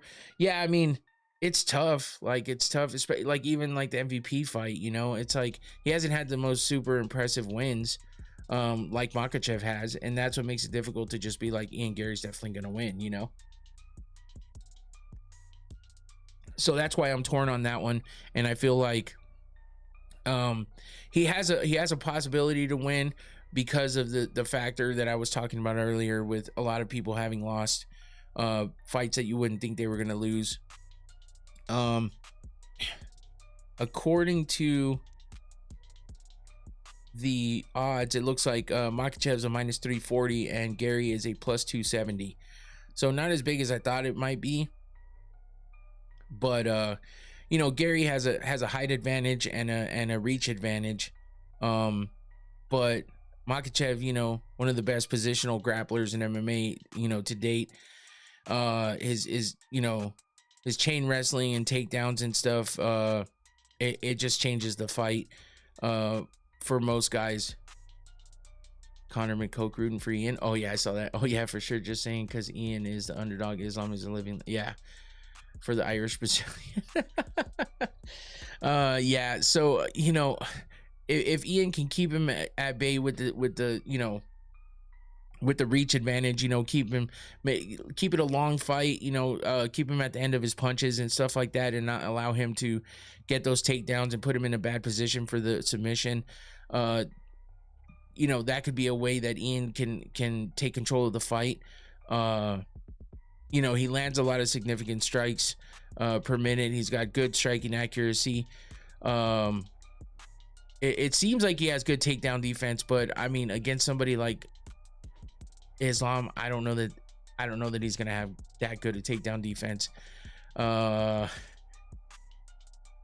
Yeah, Makhachev is he's just a beast, man. 16 overall wins, 16 straight wins, I should say. Islam loved the David versus Goliath story. Yeah, he could break Anderson Silva's 16 fight win streak by getting this win, which I think is going to fuel him a little bit. I don't know that he really cares about the record, but I do think that he, you know, he wants to keep winning, obviously, and keep that title for the first defense in this weight class for him. I think Ian Garry is looking to, you know, to not allow him to get that record. And he wants to get the belt, of course, overall more than anything. And you know, he's on a 2-fight win streak after getting his first loss of his career. So, you know, it's just he's a decision heavy fighter, and Makhachev can win by decision easily by controlling him on the ground. And but more than likely he's gonna try to, you know, submit him as well. Ian Garry's best method is just to keep, like I said, keep him at the end of his punches and you know, try to get the big finish on the feet. If not, just beat him up and hope that he gets to win by decision. That's how he's been winning his fights, I guess. I want Ian, but betting on Islam. He doesn't lose rounds. Can he lose 3? Hard ask. No, that's a good point, Rain. How do you think Khabib would have done against Ian at welterweight? I think Khabib would have probably had a slight better chance than Islam does, just because Islam will stand and fight on the feet a little more than Khabib was willing to for the most part. A lot of people think that Islam has better striking than Khabib ever did. I'm not sure 100%, but I don't know if I really believe that. But at the same time, it seems like he's, he'll engage a little more on the feet, and Khabib would, really just impose his will by taking you down and stuff. But I think they're similar fighters, so maybe that means, with Islam being on the crazy streak that he's on and just being as dominant as he's been, I don't know. I feel like Garry has a slight chance to get the win, but I don't know, man. I also think Ian has great footwork too. Yeah, but how good is the footwork? Is it gonna allow him not to get taken down? I don't know. It's gonna be tough, man. And I just think that this is why I'm so fucking torn on this fight. So yeah, I don't know. Let's take a look at these prelims, and then I'll tell you what my picks were, even though I'm not super confident about them, because I'm so back and forth on all of these fights. So we got I definitely feel like it's going to be a good fight for sure. That's why, like I said, I'm excited about the main event. I think that there's a couple good fights on that main card that could turn into really good fights. So yeah, as far as the prelims go, we got Jeremiah Wells versus Miktabek Orolbai. Speaking of good fights, Orolbai, one of those guys that we've seen in really good fights in the past.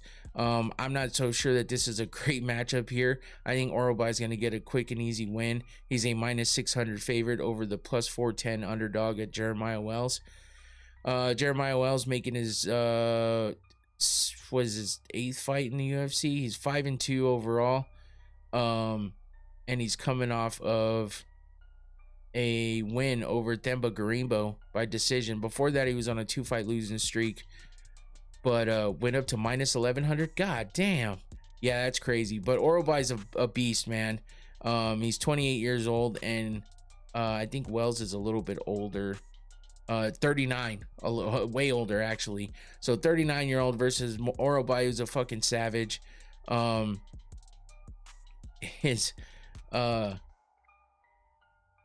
He's 5-1 in the UFC. He's on a 3-fight win streak with a submission over Tafik Musayev, TKO win over Jack Hermanson, and then a decision win over Chris Curtis. He got into that crazy war with Mateusz Rebecki, where he got the fight of the night bonus. He beat Uros Medic back in the day too. He's just one of those. He's a savage fighter, and I think they're just feeding him to Jeremiah Wells. Feeding Jeremiah Wells to him. So it's going to be tough there. Next up, Neil Magny, 31-15 overall, 13-6 for Ramiz Brahimaj, his opponent. Neil Magny, crazy amount of fucking fights overall, 24-13 in the UFC. He is coming off a loss to Yaroslav Amosov by submission. Wells' hometown boy, rough. Yeah, I know, they just didn't do him any favors whatsoever. Before that loss, though, Magny was on a 2-fight win streak with TKO win over Elizu Selesky and a submission win over Jake Matthews. But he's got a lot of losses mixed in there, so we'll see if he comes back with a win here over Ramiz Brahimaj, who's younger and 5-4 in the UFC, coming off a loss to Punahele Soriano by decision. Before that, he was on a 3-fight win streak with wins over Mickey Gall, Billy Ray Goff, and Austin Vanderford. But is he going to be able to win? I mean, this is the kind of fight that Neil Magny usually wins, unless it's a bigger name or a fight that really, kind of matters. Neil Magny will get the win over guys like Brahimaj. But Brahimaj is tough, so I guess and Brahimaj is good with submissions. He's got 12 career submission wins and 11 first-round finishes.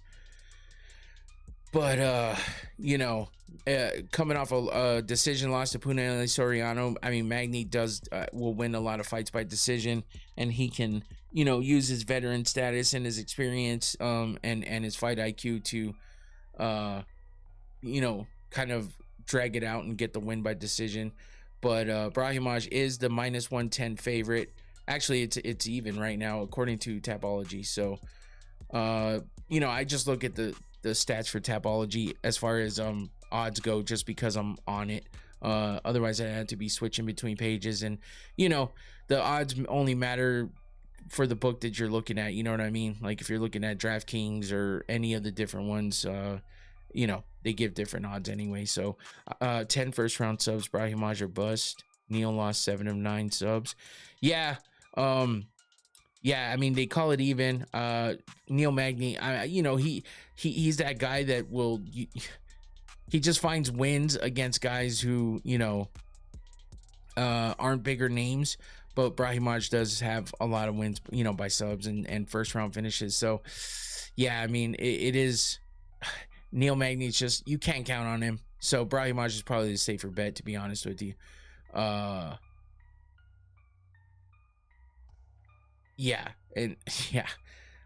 Fuck, man. Yeah, that's gonna, and Neil Magny he loses so much too. It's just tough. I feel bad for Neil Magny sometimes, but it is what it is. Rafael Tobias versus Lucas Fernando in the middleweight division. Tobias 0-1 in the UFC. Fernando making his UFC debut. 14-2 overall for Tobias, 13-3 for Fernando. Tobias got his only loss in the UFC to Dair Nurgazai by decision. He got a submission win in the first round in the Contender Series to make it to the UFC. Before that, though, close call, Neil Vet, but Onstat in play. True. Wallpaper settings. Early prediction: Brendan Allen versus Piñas. Fuck, man, I don't know. I haven't even thought about that fight, to be honest with you. I mean, I lean towards Brendan Allen lately because he's just been doing well, but I'd have to really look into that one a little more. We had is Allen the favorite? That I don't know. Lucas Fernando coming in at 8-1 from LFA. He lost on the Contender Series back in 2023 by decision. But he's on a 4-fight win streak coming into the UFC, so we'll see how that fight goes. That's happening in the light heavyweight division. Then we got Vicente Luque versus Tracian Gore. This could be an interesting matchup. Luque is 24-12 overall, and Gore is 7-4, 17-8 in the UFC for Vicente Luque. He's coming off a win by submission over Kelvin Gastelum. Before that, he was on a 2-fight losing streak. So we'll see how he does against Tracian Gore, who is coming off of a win over Azamat Bakoyev by submission as well. So Luque moving up to middleweight after coming off that win off of Gastelum. Gore, he's got 4 submission wins and 2 KO TKOs. Got a submission in his last fight. Gore's, pretty consistent and, has some momentum right now. But Luque, being the vet, good striking, grappling, and submission game. But Gore, has good athleticism and finishing ability. So I think, Luque's the more proven fighter, but Gore's, dangerous in his own way. So yeah, this one could be tough. It looks like Gore is the -135 favorite, while Luque's a +110 underdog. So it's pretty close. I think this could be a decent fight. How do you feel about Diego Lopez going up to 155? I don't know. I think it's probably a good call for him. It's probably a best bet situation for him. He just hasn't had the good look of getting the title shot, and as long as Volkanovski's down there, it's probably better for him to move up. And he is a bigger guy, so I think it might work out for him. And he's got a decent fighting style for it. So let's move on to the other prelims. We got Dante Johnson versus Eric McConaughey. Johnson undefeated 8-0. He's 2-0 in the UFC, while McConaughey is 11-4 overall, 2-2 in the UFC. This is happening in the middleweight division. Johnson, I'm sorry. Do I have both? Did I fuck that up? No, there is 2 Johnsons. What am I talking about? Dakota Johnson. I just looked up quickly and saw it. Dakota Johnson's coming off of 2 wins in the UFC. He got a bonus with the win over Cedric Dumas by submission in his first fight, and then beat Cody Brundage by split decision in his last fight. So he's 2-0 there. Makhachev, I think he's coming off a win as well. Yeah, over Rodolfo Rivera by decision, but he's been on a win-loss type streak. He also beat Cody Brundage. So we'll see what kind of fight we get out of these guys. You know, Dante Johnson looking to keep that undefeated record, 6 KO TKO wins, and you know, he's not really the type to let the fight go to decision. Even though he's coming off a split decision win to Cody Brundage, he's usually looking for a finish. Makhachev is you know, he's got good experience and ability to survive, you know, longer fights and stuff like that. But I think Johnson's aggression is going to really take over early, and we'll see if Makhachev's experience and stuff will be able to withstand Johnson in the early part of the fight. And Johnson's going to be looking to keep that undefeated record, so we'll see what kind of fight we get out of this one. CJ training XC with Strickland, Fluffy, Curtis, good reps. I bet CJ decision. Oh, for Charles Johnson? Okay, yeah. Most bet KO. Okay. Yeah, that's our next fight. Charles Johnson versus Eduardo Champolin, I think. And that is he's a late replacement because what's his name? Raul Rosas Jr.'s brother was supposed to fight, and apparently he had like some kind of injury or some shit like that. But I keep hearing that they released him from the UFC, so I'm not sure if that's even true. But either way, he's out of the fight, so we got this late replacement. Oh, you were talking about D. Johnson? Okay, yeah, I was wondering if you got ahead or what. But anyway, we're up to Charles Johnson now versus Champolin. I think that's how you say it. This is late replacement fight here. Charles Johnson, energy, 8-7 in the UFC, 19-9 overall, and Champolin is 15-2 overall, making his UFC debut. You know, Johnson's been around for a minute.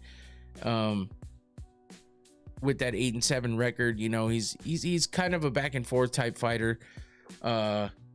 He's got good speed, and you know, he's got good power. I mean, he can finish fights for sure. He's 4-1 by KO TKO, 4-1 by sub, and 8-7 by decision. So he's got a lot of decision wins. He's coming off a loss to Asul Mabayev by sub. He's been on a win-loss type streak though. So if he keeps up on that pattern, he's due for a win. We'll see what the late replacement Champolin can do. He was 4-1 in LFA. He's coming off a win in the contender series. Antun Ho, he beat by decision. So he's on a 2-fight win streak coming into the UFC. So we'll see what he can do against Energy and that late replacement there. Then we come up to Chidi Njokuani versus Esteban Ribovics, Joel Alvarez in the welterweight division. And this is your last fight in the prelims before we get to the main event. Alvarez stepped in on short notice because Njokuani was supposed to be fighting Jeff Neal. So this is another late replacement here. Njokuani looking to snap a 2-fight losing streak.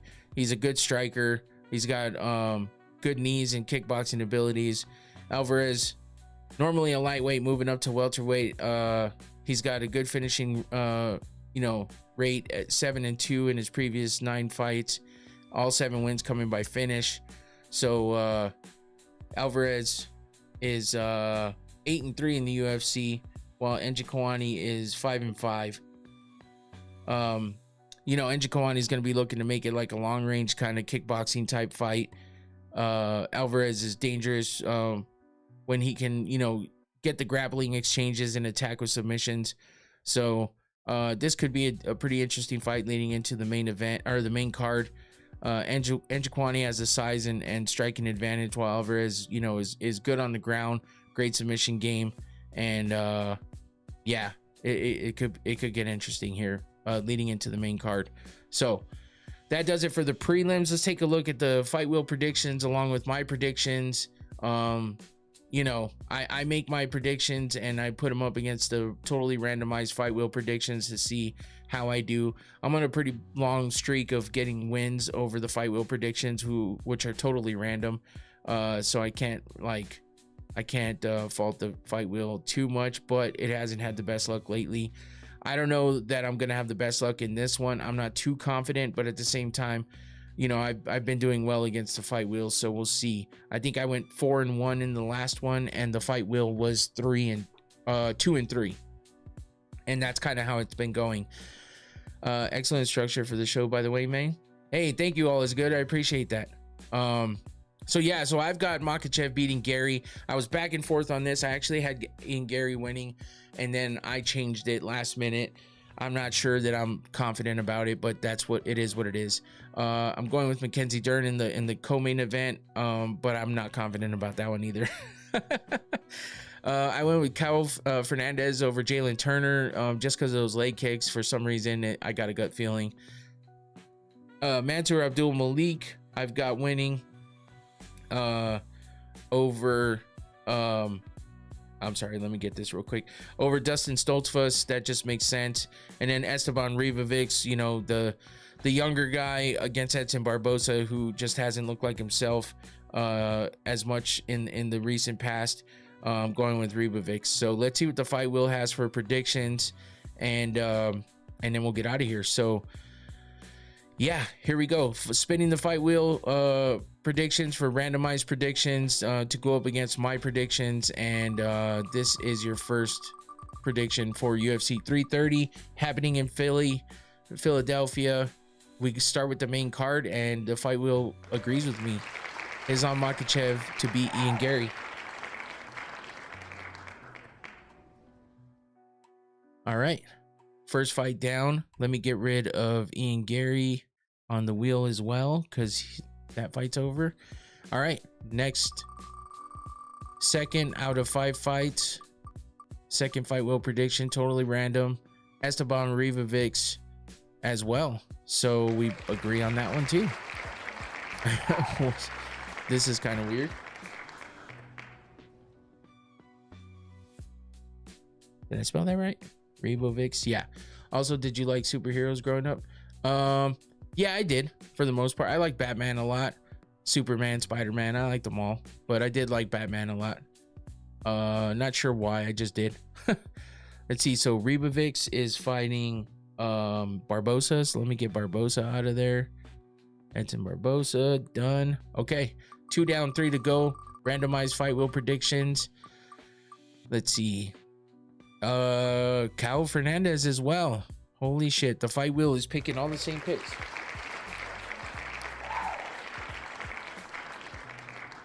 This is why I make my picks ahead of time and I try to stick to them. That way, you know, the fight wheel's random. So I try to make sure that I make my predictions ahead of time, and that way it doesn't look like I'm just copying the fight wheel or anything like that, because the fight wheel is random. You see me spinning right here, you see what it lands on. That's what I'm doing. You can take what you want with it and use anybody's picks. Just don't blame me if you lose. Sorry. Anyway, oh shit, Mackenzie Dern. Wow, are me and the fight wheel gonna have the exact same picks? This is weird. I know it's a 50-50 chance in every fight as to whether the fight wheel predicts the same one or not, but it's kind of strange for it to be picking all the same ones as me. So let's see. Last one. Mansour Abdul Malik versus Dustin Stoltzfus. Oh shit, this might be the only one we disagree on. Yep, it went to Dustin. So it's the only one that it picked against me.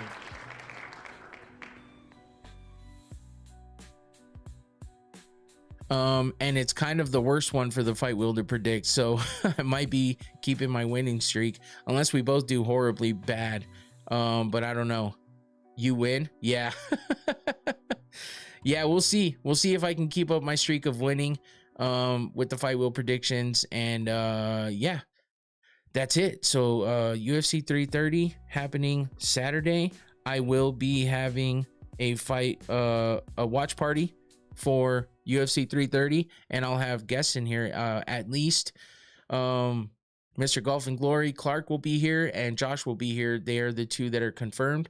That's it for now, so it should be just the three of us, unless I add somebody in last minute. But yeah, that's it for me. And that's it for your UFC 330 breakdown and preview. Appreciate all you guys for all the interaction and all the support. It's always fun to talk to you guys on here. And yeah, come back on Sunday for... actually, come back on Saturday for the watch party, because we'll be discussing all the fights live reactions to the main card. I only do the main card because, yeah, it's a long time to be doing the prelims as well as the main card. And yeah, it's kind of a busy time. So I'll definitely be live for the main card. And we'll be reacting live to all the fights. So come watch them with us. Chat with us. We'll be talking shit, having drinks, and doing smelling salts and all that good stuff. So come in. Prelims suck for this card anyway. Yeah. I mean, yeah. WBEC. Thanks, Rain. I appreciate you, man. Yeah, come back. If nothing else, come back on Sunday for the recap of UFC 330 and the preview of Dana White's Contender Series Week 2. Please make sure you hit the like button now while you're here, please, before you go. And if you're watching this later, also hit the like button. It just helps the channel out, please. I appreciate that. And if you're not subscribed already, please do that as well.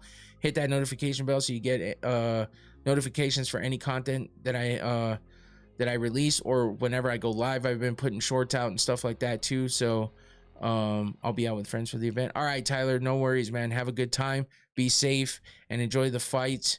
Make sure you like, subscribe, share, all that good stuff. I appreciate you guys. That's it for me. I'm out of here. Take it easy. Peace.